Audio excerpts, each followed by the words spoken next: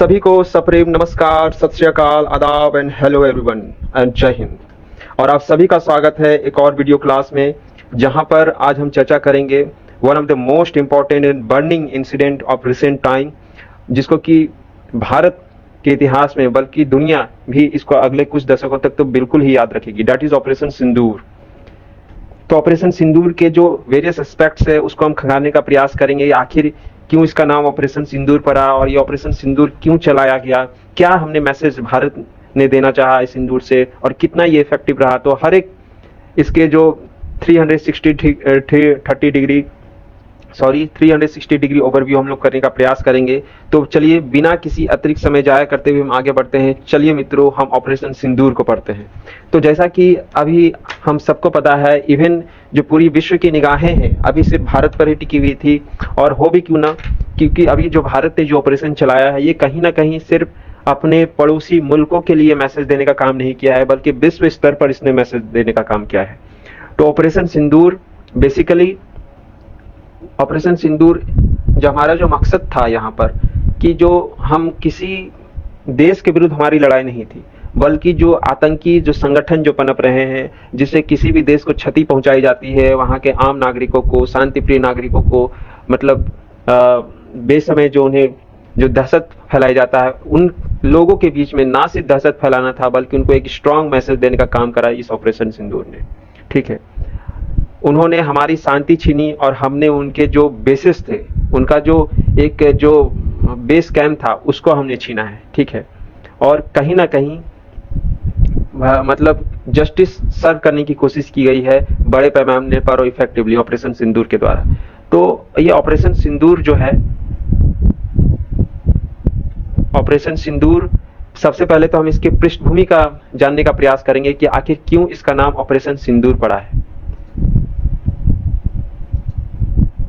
ठीक है, why it has been named as operation Sindoor. देखिए, ऑपरेशन सिंदूर बेसिकली इसका बैकग्राउंड क्या बनता है। सबसे पहले तो हमें ये समझना पड़ेगा कि अभी हालिया में जो 22 अप्रैल को जो एक जघन्य जो कृत्य का जो उदाहरण, क्या ये बोलिए, कृत्य जो किया है आतंकी संगठनों द्वारा, जो हमारे कश्मीर में जो बैसारन घाटी में पहलगाम में जो उन्होंने अटैक किया और 26 निर्दोष सिविलियन को उन्होंने अटैक किया, मौत के घाट उतारा। तो उसके जवाबी कार्रवाई को देखते हुए, उनको मैसेज देखने के लिए कि भैया आप शांति प्रिय देश की आप शांति को कमजोरी मत समझिए, हम शांत भले हैं लेकिन इसका मतलब ये कतई नहीं है कि हम पर आप आंख उठाइएगा, कुछ भी आप जुल्म करके चले जाइएगा और हम आपको छोड़ देंगे। तो ये कहीं ना कहीं मैसेज देने की हम शराफत भी दिखाना जानते हैं और समय आने पर मुंहतोड़ जवाब और ऐसा जवाब देना जानते हैं जो कि सामने वाला भी शायद जिसके बारे में ना सोच सके। तो यही चीज इस बार करने का प्रयास किया है ऑपरेशन सिंदूर ने। और ये कहीं ना कहीं ये श्योर शॉट जो टेररिस्ट जो अटैक जो किया था, टेररिस्ट ने जो टूरिस्ट पर जो अटैक किया था, उनका बदला हमने लेने का प्रयास किया है इस ऑपरेशन सिंदूर ने। ठीक है, और जिसमें 26 जो हमारे जो सिविलियन जो मारे गए थे उनको एक कहीं ना कहीं श्रद्धांजलि देने की कोशिश की गई है। और जिसमें जो लश्कर तैयबा, जो कि सबसे वन ऑफ द मोस्ट, मतलब क्या बोले, वन ऑफ द मोस्ट ये साउटेड टेररिस्ट ऑर्गेनाइजेशन में से एक है, उसी के एक ग्रुप ने, टेररिस्ट रेसिस्टेंट फ्रंट ने इसकी जिम्मेदारी ली थी। ठीक है, और कहीं ना कहीं इससे जो हमारे देश में जो नेशनल आउटरीच, जो एक भावनात्मक जो आउटरीच जो होता है, भावनात्मक जो गतिरोध जो जन्मता है, वो पैदा हुआ भारत। और हो भी क्यों ना, आपने निहत्तों पर वार किया है। ठीक है, आपकी उतनी मजाल नहीं है कि आप हमारे सैनिकों से, हमारे डिफेंस फोर्सों से मतलब ये सामना सामनी कर सको। तो आपने वो भी वैसे सिविलियंस पर जिनको कि कुछ भी अंदाजा नहीं था कि अभी इस पल में इस तरह की हानि हो सकती है, तो हमने भी ठीक उसी तरीके से, मतलब उनको बिना किसी उनको अंदेशा दिए हुए हमने, मतलब उनका जो बेस है, उनका जो जगह है जहां पर ये पनपते हैं, ये जहां से ये पूरे देश में ये फैलते हैं या फिर अलग अलग विभिन्न देशों पर ये क्रियान्वयन होते हैं, इनको ऑपरेट किया जाता है, उन्हीं संगठनों को हमने नस्तानाबूद करने का यहाँ पर जोखिम बीड़ा उठाया है। और जहां तक बात करें कि आखिरकार इस ऑपरेशन, अब तक हमने बहुत तरह के ऑपरेशन देखे हैं, ऑपरेशन विजय देखा है, ठीक है, ऑपरेशन मेघदूत देखा है, लेकिन ये एक अलग नाम हमें दिखता है, that is operation Sindoor. Why it has been named as operation Sindoor, ये हमें समझना पड़ेगा। ठीक है, सिंदूर इस बार जो हमारे जो आदरणीय प्रधानमंत्री पीएम मोदी साहब ने इसको सजेस्ट करा है, और इन्होंने कहीं ना कहीं जो भावनात्मक जो पीड़ा जो देश ने दंश जो झेला, और खासकर उन 26 परिवारों ने जो झेला, जो ताउम्र उनके जिंदगी में मतलब एक टीस की तरह चुभेगी, उनको उनकी याद में, उनकी श्रद्धांजलि के रूप में इन्होंने सिंदूर को चुरा है। क्योंकि सिंदूर भारतीय समाज में इसको पवित्र माना जाता है। सिंदूर से गृहस्थ जब बसता है तो सिंदूर एक मतलब सुहागन की निशानी होती है, और जब वो विधवा होती है महिला, व्हेन शी गेट विडोज, किसी भी कारणवश, समयवश या किसी कारणवश जब उसके पति की मृत्यु हो जाती है, तो उस दिन से हम सिंदूर का त्याग करते हैं। लेकिन यहाँ पर हमने सिंदूर का त्याग नहीं किया है, बल्कि सिंदूर को ही अपना हथियार बनाया है, और मतलब इस सिंदूर को मतलब ये बताने का प्रयास किया गया है, मैसेज देने का प्रयास किया गया है कि आप भारतीय महिलाओं को कमजोर मत समझिए, इनकी जो आह जो लगी है आतंकी संगठनों को, और उसी का ये परिणाम उन्हें भुगतना पड़ रहा है। ठीक है, और ये कहीं ना कहीं हमारे जो इमोशनल ग्रीफ है, जो भावनात्मक पीड़ा, जो ऐसी पीड़ा जो होती है जो हम किसी से कह नहीं सकते, ठीक है, इसे समझने की आवश्यकता होती है, और भारत सरकार ने इसे समझा है, और पीएम मोदी साहब ने ऑपरेशन सिंदूर इसका नाम दिया है। ठीक है, और उन्होंने हमसे हमारा सिंदूर छूना, और इसका जवाबी कार्रवाई में हमने बुलेट दिया है। ठीक है, और कहीं ना कहीं ये स्ट्रॉन्ग मैसेज के रूप में भी उन्हें गया है कि आप भारतीय महिलाओं को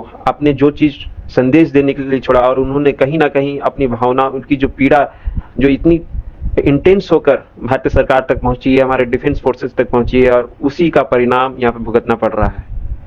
ठीक है, तो अब जहां तक आप बात करते हैं कि आखिरकार इस ऑपरेशन सिंदूर को लॉन्च कैसे किया गया। ठीक है, ऑपरेशन सिंदूर जो लॉन्च होता है हमारा 6-7 मई की रात को लॉन्च होता है, लगभग 1 बजे के आसपास ये लॉन्च होता है। ठीक है, रात के 1 बजे, यदि आप इसको स्टैंडर्ड टाइम के हिसाब से देखा जाए तो दैट इज 1 o'clock, और ये काफी हाई प्रिसीजन स्ट्राइक था। मतलब प्रिसीजन मतलब काफी सटीक, तेज और सटीक ये मतलब एयर स्ट्राइक किया गया, मतलब हवाई से यहाँ पर मतलब आतंकी संगठनों पर बर्बाद करने की कोशिश की गई है, और उनको मैक्सिमम डैमेज इनको कम से कम समय पर हमने करके दिखाया है। ठीक है, डेट 6 से 7 मई। दूसरा, इसका जो ड्यूरेशन जो रहा है 23 मिनटों में हमने इस ऑपरेशन को पूरा अंजाम दिया है। मतलब आप सोचिए कि कितनी सटीकता से, कितनी योजनाबद्ध तरीके से भारत सरकार ने और भारतीय वायुसेना ने खासकर, क्योंकि इस दौरान जो ऑपरेशन जो चलाया गया, जो रात में जो उनके जो आतंकी संगठन पर हमला किया गया, इसमें हमारे IF जेट्स का भी इस्तेमाल काफी अच्छा हुआ है। राफेल जेट्स ने यहाँ पे धूम मचा दी है, और जो रसिया और भारत की जो एक दोस्ताना का जो प्रतीक है, एक बार फिर से भारतीय इतिहास में अपना अमिट छाप छोड़ चुका है।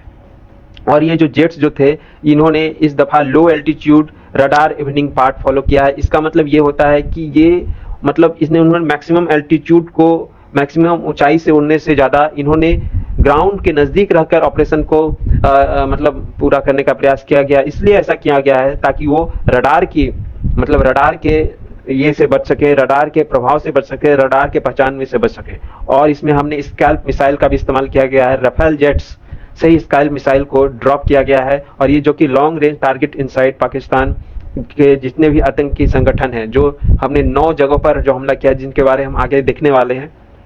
और इसके अलावा इसमें हैमर बॉम्ब्स का भी इस्तेमाल किया गया है। तो ये बात आपको ध्यान में रखनी है कि इसमें एक तो स्कैल्प मिसाइल का इस्तेमाल किया गया है, एंड दूसरा हैमर बॉम्ब्स का हमने इस्तेमाल किया गया है। और इसके अलावा ही नहीं, बल्कि सिर्फ ऑपरेशन को पूरा करने के बाद भी हम, जब तक ये पूरा नहीं हुआ, जब तक हम बेस पर नहीं आए हैं, तब तक हमने अपने रेडियो को साइलेंस रखा है, ताकि किसी भी प्रकार का जो कम्युनिकेशन है, जो हमारा जो दुश्मन है उसको भाप ना सके कि मतलब उसके क्षेत्र में, उसके परिधि में किसी भी प्रकार का कम्युनिकेशन हो रहा है। क्योंकि जब भी रेडियो टू रेडियो जब हम, क्योंकि आपस में सिग्नल को यूज करते हुए जो कम्युनिकेट करते हैं, तो कई बार ये चीजें इंटरसेप्ट भी कर ली जाती है, और जिससे कि मिशन पर भी आंच आ सकती थी। तो इसका भी ख्याल रखा गया है, और इसके परिणाम स्वरूप ये हुए हैं कि लगभग 100 मिलिटेंट्स जो उनके मारे गए हैं, और इसमें भी टॉप इनके कमांडर हैं, जो कि लगभग 5 कमांडर हैं।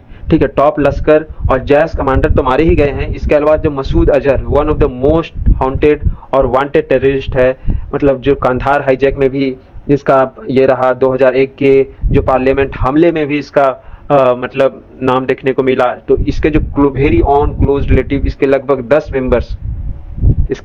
मेंबर्स भी इस मतलब ऑपरेशन सिंदूर में मारे गए। तो ये भी कहीं ना कहीं इस बात को दर्शाता है कि आप जैसा समाज को देना चाहोगे आप दोगे, कहीं ना कहीं आपको उस चीज को भी भुगतने के लिए तैयार रहना पड़ेगा। और इसके बाद मसूद अजहर ने ये स्टेटमेंट भी दिया है कि काश मैं मारा जाता। अरे भैया, तुम्हें भी मारा जाएगा, लेकिन तुम्हें तो मतलब क्या बोले, तुम तो इतनी बिल में छुपे हुए हो, तुम्हें पाकिस्तानियों ने मतलब इतने सीक्रेट जगह पर रख रखा है कि मतलब तुम्हें थोड़ा सा तुम्हें मारना हमारे लिए ट्रिकी जरूर है, लेकिन जिस दिन भारतीय सेना ये उतारू हो जाए कि नहीं इसे भी हमें खोज कर मारना है, तो कहीं ना कहीं ये भी बहुत बड़ी बात नहीं होगी। ठीक है, और देखिए ऑपरेशन सिंदूर जब किया तो रात में 1:44 पर, रात में 1:44 पर हमने इसकी सूचना भी दी है।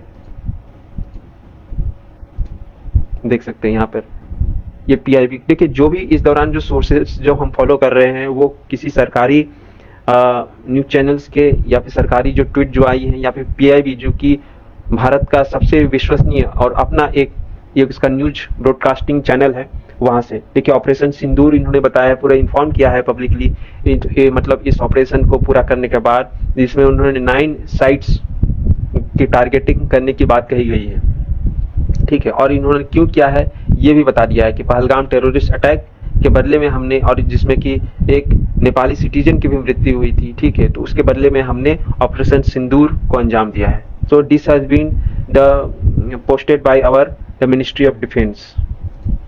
इसके अलावा हमने जो बात कही उसको जो 9 जो इम्पोर्टेंट जो टेरर संगठन थे उनमें जो यहाँ पे आप नाम देख सकते हैं।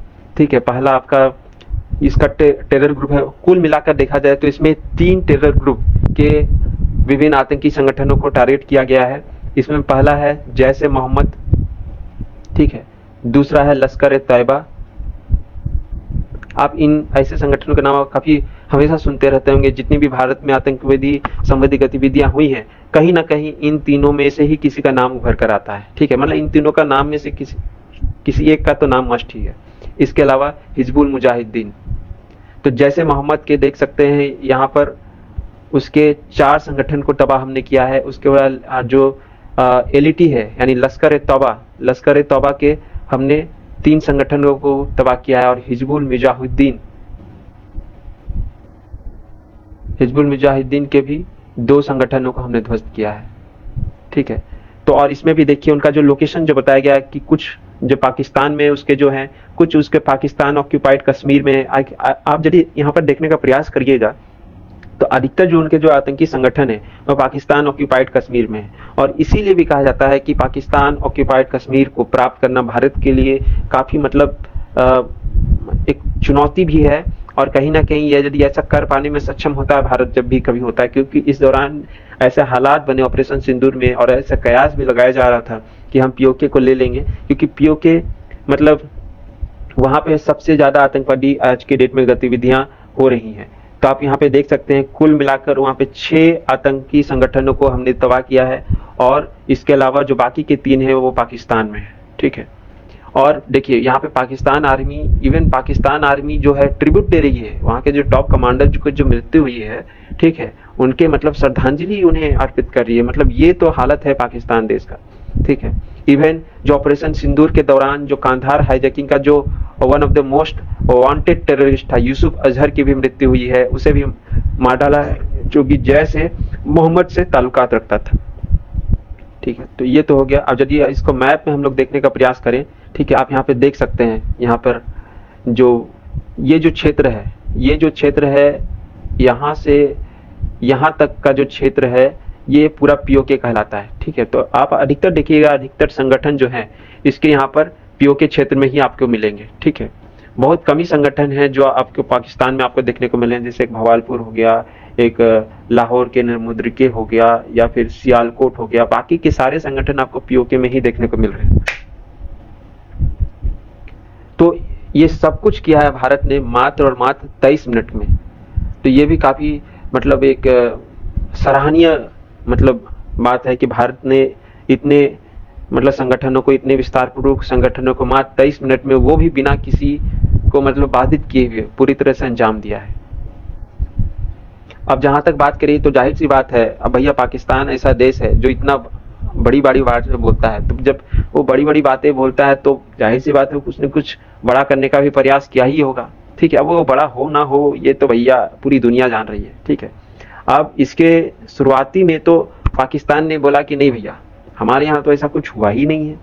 मतलब झूठ बोलना तो कोई इनसे सीखे, वो भी सफेद झूठ, वो भी आज के जमाने में जब मीडिया इतना हावी है, ठीक है, ग्लोबली हम आपस में इतना कनेक्टेड हैं, ठीक है, इंटरनेट से हर चीज सूचना जब प्रसारित हो रही है, तो पहली बात तो इन्होंने बोला कि नहीं भैया ऐसा कुछ नहीं हुआ है। इनफैक्ट उन्होंने यहां तक बोल दिया कि वो अपने टारगेट को ही उन्होंने मिस कर दिया है, ठीक है। मतलब पाकिस्तान ही said that we have missed our target, और हमने सिविलियन को टारगेट बनाया है, ठीक है। जबकि भारत ने हर चीज का पुख्ता प्रमाण दिया। जो प्रेस ब्रीफिंग जो हुई हमने हमारे दो ऑफिसर के विकास सिंह और कर्नल सोफिया कुरैशी के द्वारा, उन्होंने इवन विक्रम मिश्री जो हमारे फॉरेन सेक्रेटरी हैं, उन्होंने बाकायदा विथ फुटेज हमारे सामने ये सब कुछ रखा कि हमने ये चीज किया है। पाकिस्तान ने जो बोला कि भैया 31 सिविलियन की जो डेथ हुई है उसे किसी भी प्रकार से वेरीफाई नहीं किया जा सका। दूसरा, 8 और 9 मई को उसने आर्टिलरी और ड्रोन का इस्तेमाल करना शुरू किया, और लगभग काफी सारे उन्होंने सैकड़ों ड्रोन भारत में भेजे, लेकिन एक भी ड्रोन भारत में वो कहर नहीं बरपा सका जिस उस देश के लिए उसे भेजा जा रहा था। दूसरा, इसके बाद जब लगा कि नहीं भैया अब तो हमसे हो गया, हम सिर्फ बातें करने में ही ठीक है, तब वो यूएस के आगे गिड़गिड़ाने लगा, अपने जो ऑर्गेनाइजेशन ऑफ इस्लामिक ऑपरेशन है उनके से मतलब सपोर्ट लेने की बात करने लगा। और इनफैक्ट पाकिस्तान देखिए, मतलब इसकी एक होता है ना एक मोराल, मतलब दुश्मन, अब दुश्मन वैसे दुश्मन से भी लड़ने में मजा है, हालांकि मजे जैसी कोई बात नहीं है, लेकिन वैसे दुश्मन से आप कुछ सीख सकते हैं कि जो दुश्मन अपने मोरल को हाई रखता है, अपने इथिक्स को नहीं भूलता। लेकिन पाकिस्तान जो ऐसा मुल्क है इसका कोई ना मोरल है ना कोई इथिक्स है। इसने मतलब हमारे जो सिविलियन जो एरियाज हैं, ठीक है, और उसमें भी जो हिंदू जो सिख जो इंस्टीट्यूशन है, चाहे स्कूल हो गया, ठीक है, उनके घर हो गए, उनको टारगेट करना शुरू किया। इसका नतीजा हमें पूंछ में देखने को मिला। हमारे जो 15 सिविलियन जो हैं वो मतलब दुखद मृत्यु को प्राप्त किया, ठीक है। और इसके अलावा 10 मई को उन्होंने ऑपरेशन बुनियान अल मारसूस, मतलब बुलियान अल मारसूस लॉन्च किया। इसका मतलब होता है अभेद, इसका मतलब होता है नॉन स्ट्राइकेबल, नॉन स्ट्राइकेबल या बोले अभेद, मतलब एक ऐसा डिफेंस सिस्टम जिसको कि हम भेद नहीं सके। लेकिन आप देखिए, मतलब इनका कुछ तुक ही नहीं बनता है, इन्होंने क्या सोच समझकर ये नाम रखा, मतलब ये तो पूरी दुनिया जान रही है, ये मैं ज्यादा बताना भी उचित नहीं समझता। और जहां तक बात करें इनके जो हथियार हैं, जो लगातार सवालों के घेरे में आ गए कि भैया आप या तो वाकई आपको अपने वेपन्स को चेक करना पड़ेगा कि वाकई ये आपके जो दावे हैं किसी भी देश से वार करने में ये आपके लिए सहायक हैं, या फिर आप अपने जो कमांडर्स हैं या फिर ऑपरेटर हैं, जो भी डिफेंस ऑपरेटर हैं जो इन चीजों को ऑपरेट करते हैं, क्या वाकई वो इन्हें चलाने में काबिलियत रखते हैं। और कहीं ना कहीं जो चाइनीज जो इक्विपमेंट जो इसमें यूज हुए, ठीक है, चाइनीज वेपन्स जो देखने को मिले, ठीक है, उनका जो चाइनीज जो एम्बेसी है उन्होंने भी यहाँ पर जो पाकिस्तान सरकार को फटकार लगाई है, डिफेंस फोर्सेस को बोला है कि भैया तुमने क्या किया, तुमने मतलब हमारा मतलब पोल तो नहीं बोलेंगे, लेकिन कहीं ना कहीं हमारे जो देश का जो वेपन है उसकी जो खासियत है उसको तुमने मतलब प्रभावित किया है, वो भी निगेटिवली, कि जो एक इमेज जो बना दिया चाइनीज वेपन का, कि जो हमारा जो मार्केट जो बन रहा था, लोग हमसे खरीदना चाहते थे, वो कहीं ना कहीं अब वो पीछे हटेंगे। तो ये हाल रहा इस दौरान पाकिस्तान का रिस्पॉन्स के दौरान।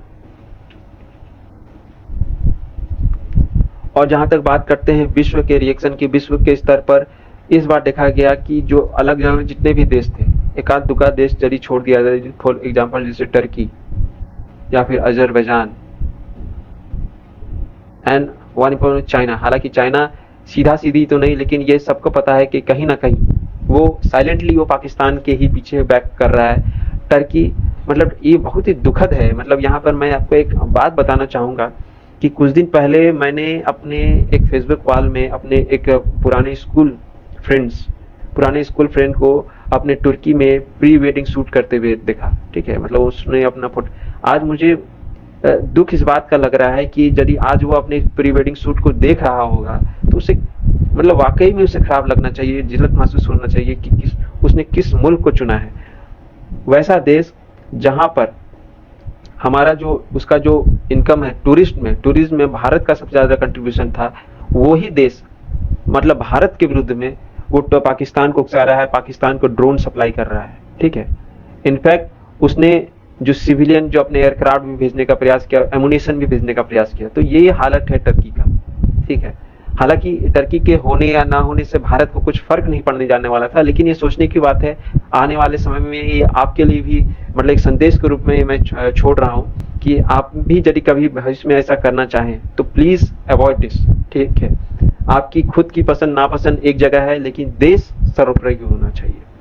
देखिए यहाँ पर जहां तक बात करें, जो वेस्टर्न डेमोक्रेसी है, जैसे यूएस हो गया, यूके हो गया, फ्रांस हो गया, लगातार भारत को सपोर्ट कर रहे थे, ठीक है। लेकिन हाँ, वो शांति के लिए भी बुलावा भेज रहे थे कि नहीं भैया, वार्स को एक्सकेलेट ना किया जाए और शांति रखा जाए। लेकिन ये पूरा विश्व भी देख रहा है, कहीं ना कहीं आप यदि सवाल पूछिएगा तो भारत कभी भी शांति के विरुद्ध कभी रहा ही नहीं है, ठीक है। इसने इतना सब कुछ होने के बावजूद भी इन्हें अपने एथिकल स्टैंडर्ड को बरकरार रखना, ये कहीं ना कहीं वैसा ही देश कर पाएगा जो वाकई में शांति प्रिय देश है, ठीक है। दूसरा हो गया रसिया।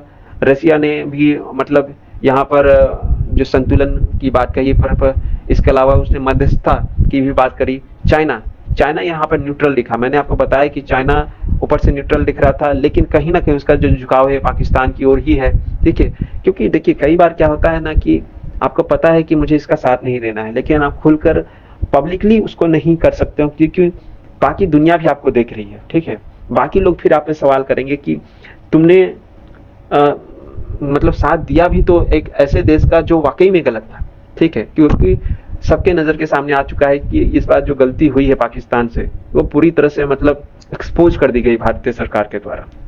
दूसरा, जो मुस्लिम नेशन है, ये भारत के क्रिटिक्स रहे हैं, ठीक है। हालांकि इसे बहुत ज्यादा फर्क नहीं पड़ने वाला है भारत को। यूनाइटेड नेशन ने वार्तालाप की बात करी, शांति वार्ता की बात करी। इजराइल जिसके की विपन्स हमने इस्तेमाल किए इसमें, ठीक है, ड्रोन हो गया, हमने इस्तेमाल करा उनका, और काफी मतलब जो इम्पैक्टफुल रहा।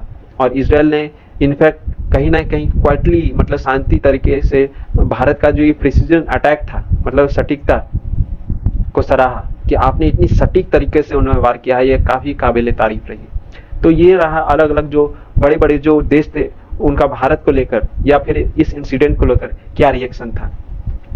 अब बात करते हैं कि सब कुछ तो हो गया, ठीक है, हमने बदले के साथ साथ एक मैसेज भी दे दिया, लेकिन आखिर हम इससे क्या सीख सकते हैं, ठीक है। आखिरकार हम इस ऑपरेशन सिंदूर से, क्योंकि देखिए हर घटना अपने आप में कुछ न कुछ सीख छोड़कर जाती है, और यदि आप सीखने में असमर्थ हैं, तो यकीन मानिए आपके साथ वो घटना फिर दोबारा भी हो सकती है। हालांकि यहाँ पर हमसे ज्यादा पाकिस्तान के लिए सीखने की आवश्यकता है, लेकिन कहते हैं न कुत्ते की दुम सीधी हुई है वाला, तो वही हालत पाकिस्तान की भी है। लेकिन I hope for the best, क्योंकि वार में जाना कहीं ना कहीं भारत पाकिस्तान देखिए आज के डेट में वो कहीं है नहीं, उसकी इकोनॉमी पूरी तरह से तबाही हो चुकी है। आज से 25, 30 या 50 साल पहले वाली स्थिति है भी नहीं कि उसमें भारत की इकोनॉमी उतनी ग्रो नहीं हुई थी। लेकिन भारत जो कि अब काफी विश्व स्तर पर इसको, क्योंकि इकोनॉमी बढ़ेगी तो जाहिर सी बात है का डिफेंस भी बढ़ेगा, ठीक है। और हम कहीं ना कहीं यदि वार में इन्वॉल्व होंगे तो पाकिस्तान के साथ हमें क्षति होगी, क्योंकि देखिए जो बेइज्जत आदमी है, जो निर्लज व्यक्ति है, जो ऑलरेडी उसने सब कुछ बेच दिया है, वो मतलब कीचड़ भी उछालिएगा ना उस पर तो कुछ होगा नहीं। लेकिन जो एक शांति प्रिय आदमी है, जो जिससे अपना प्रोग्रेस करना है, भले वो प्रोग्रेस धीरे हो तेज हो, कभी वो थोड़ा सा टहर भी जाए, तो उसे बहुत कुछ यहाँ पर वर्ल्ड लेवल पर सोच समझ कर मूव करना पड़ता है। लेकिन यहाँ पर जब कभी भी जो पानी है आपके सर से ऊपर चढ़ा जाए, तो हम जो रेगुलर जो हमारी जो पीसफुल एटीट्यूड है उसको भी त्यागना पड़ता है, ठीक है। तो ये सिर्फ एक मिलिट्री रिस्पॉन्स नहीं था, बल्कि एक स्ट्रेटेजिक, डिप्लोमेटिक और साइकोलॉजिकल मैसेज भी था टेररिस्ट के लिए भी, वहाँ के जो आतंकी संगठन है और इनफैक्ट जो भी उनको स्पॉन्सर कर रहे हैं, क्योंकि जाहिर सी बात है पाकिस्तान में या पीओके में पनप रहे हैं, तो बिना पाकिस्तान के सहयोग के तो ये संभव ही नहीं है, ठीक है।